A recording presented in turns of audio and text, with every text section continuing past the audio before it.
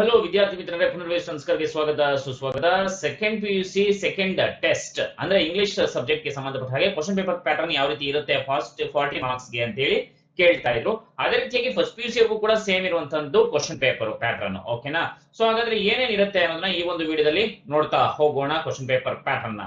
So ಅದರಲ್ಲಿ ಮೊದಲನೇ ಮೇನನ್ನ ತೆಗೆದುಕೊಳ್ಳೋಣ. ಮೊದಲನೇ ಮೇನಲ್ಲಿ ನಿಮಗೆ ಫಸ್ಟ್ PUC ಆಗಿರಲಿ ಸೆಕೆಂಡ್ PUC ಆಗಿರಲಿ, answer the following questions choosing the right answers from the given alternatives. So total ಆಗಿ ನಿಮ್ಗೆ 6 ಮಾರ್ಕ್ಸ್ ಗೆ ಇರುವಂತದ್ದು. ಓಕೆ, ಸೊ ಟೋಟಲ್ ನಿಮ್ಗೆ MCQ ಕ್ವಶನ್ಸ್ ಇರುತ್ತೆ. ಟೋಟಲ್ ಎಷ್ಟು ಮಾರ್ಕ್ಸ್ ಗೆ?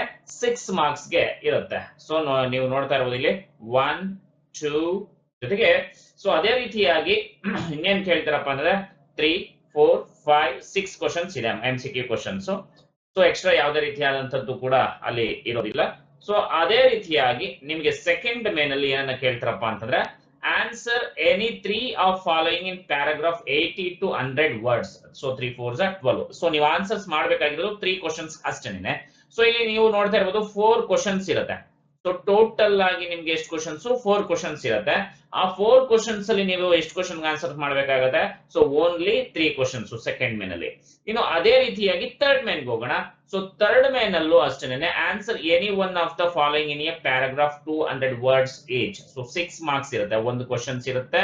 ಸೊ ಅಂದ್ರೆ ಚಾಯ್ಸ್ ಇರುತ್ತೆ ಕೂಡ, ಇಲ್ಲೂ ಕೂಡ ನೋಡಿ ಆರ್ ಅಂತ ಇದೆ ಅಲ್ವಾ. ಸೊ 2 ಕ್ವಶನ್ಸ್ ಇರುತ್ತೆ. ಯಾವ್ದಾದ್ರು ಒಂದು ಕ್ವಶನ್ಸ್ ನ ಬರೆದ್ರೆ ನಿಮ್ಗೆ 6 ಮಾರ್ಕ್ಸ್ ಸಿಗುತ್ತೆ ಥರ್ಡ್ ಮೇನ್ ಅಲ್ಲಿ. ಓಕೆನಾ? ಸೊ ಇದಕ್ಕೆ ಸಂಬಂಧಪಟ್ಟ ಹಾಗೆ ಆನ್ಸರ್ಸ್ ಕೂಡ ಅಪ್ಲೋಡ್ ಮಾಡಿದ್ದೇನೆ. ನಮ್ಮ ಚಾನಲ್ಗೆ ಭೇಟಿಯನ್ನ ಕೊಟ್ಟು ನೀವು ನೋಡಬಹುದು. ಸಾರಿ, ಏನೋ ಕ್ವಶನ್ಸ್, ಇಂಪಾರ್ಟೆಂಟ್ ಕ್ವಶನ್ಸ್ ನ ಅಪ್ಲೋಡ್ ಮಾಡಿರುವಂತದ್ದು. ಸೊ ಇನ್ನು ಅದೇ ರೀತಿಯಾಗಿ ಥರ್ಡ್ ಮೇನ್ ಆಯ್ತು.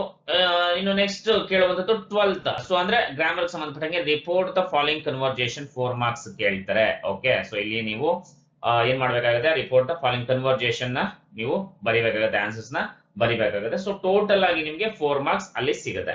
ಸೊ ಇನ್ನು ಅದೇ ರೀತಿಯಾಗಿ ಸೊ 13 ಕ್ವಶನ್ಸ್ ನೋಡೋಣ. Complete the following dialogue. So 3 marks ಇರುತ್ತೆ.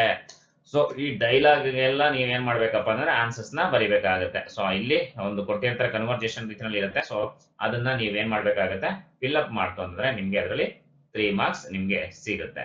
ಸೊ ಇನ್ನು ಅದೇ ರೀತಿಯಾಗಿ 14th. ಓಕೆ, ಸೊ 14 ಕ್ವಶನ್ ನೋಡೋದಾದ್ರೆ ಪ್ಯಾರಾಗ್ರಾಫ್ ಕೊಟ್ಟಿದ್ದಾರೆ. So paragraph, read the following passage and make notes by drawing and filling the boxes given. So total ಆಗಿ 4 marks ಇರುತ್ತೆ ಇದು.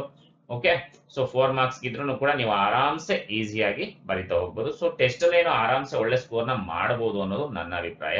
So ಇಲ್ಲೆಲ್ಲ ಖಾಲಿ ಬಾಕ್ಸಸ್ ಇರುತ್ತೆ, ಅದಕ್ಕೆಲ್ಲ ನೀವು ಫಿಲ್ ಅಪ್ ಮಾಡಬೇಕಾಗುತ್ತೆ ಪ್ಯಾಸೇಜ್ ಅನ್ನ ನೋಡ್ಕೊಂಡು. ಓಕೆ, ಸೊ ಇನ್ನು ಅದೇ ರೀತಿಯಾಗಿ 15 ಕ್ವಶನ್ ಕೂಡ ಇದೆ. Write a letter of application in a response to the following advertisement which appeared in Deccan Herald date 20th March 2023. So ನೀವು ಏನ್ ಮಾಡ್ಬೇಕಾಗತ್ತಪ್ಪ ಅಂತಂದ್ರೆ ಸೊ ಒಂದು ಲೆಟರ್ ರೈಟಿಂಗ್ ಕೂಡ ನೀವು ನೋಡ್ಕೊಳ್ಬೇಕಾಗತ್ತೆ. ಸೊ ಇದಿಷ್ಟು ನೋಡ್ಕೊಂಡ್ರೆ ನಿಮ್ಗೆ ಒಳ್ಳೆ ಮಾರ್ಕ್ಸ್. ಸೊ ಟೋಟಲ್ ಆಗಿ 5 ಮಾರ್ಕ್ಸ್ ಅಲ್ಲಿಗೆ ನಿಮ್ಗೆ.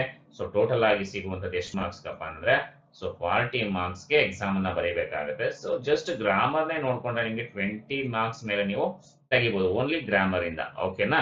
ಸೊ ಇನ್ನೇನಾದ್ರೂ ಕೂಡ ಡೌಟ್ಸ್ ಇದ್ರೆ ನಿಮ್ಗೆ ಯಾವ ಸಬ್ಜೆಕ್ಟ್ ಪಾಸಿಂಗ್ ಪ್ಯಾಕೇಜ್ ಬೇಕು ಅನ್ನೋದನ್ನ ಕಮೆಂಟ್ ಸೆಕ್ಷನ್ ಮರಿದೆ ಕಮೆಂಟ್ ಮಾಡಿ. ನಂತರ ಈ ಒಂದು ವಿಡಿಯೋವನ್ನ ಶೇರ್ ಮಾಡಿ, ಹಾಗೆ ಲೈಕ್ ಮಾಡಿ. ಮತ್ತೆ ಮುಂದಿನ ಒಂದು ಎಜುಕೇಶನ್ ಅಪ್ಡೇಟ್ ಜೊತೆ ಸಿಗೋಣ, ಪಾಸಿಂಗ್ ಪ್ಯಾಕೇಜ್ ಜೊತೆ ಸಿಗೋಣ. ಅಲ್ಲಿವರೆಗೂ ನಮಸ್ಕಾರ.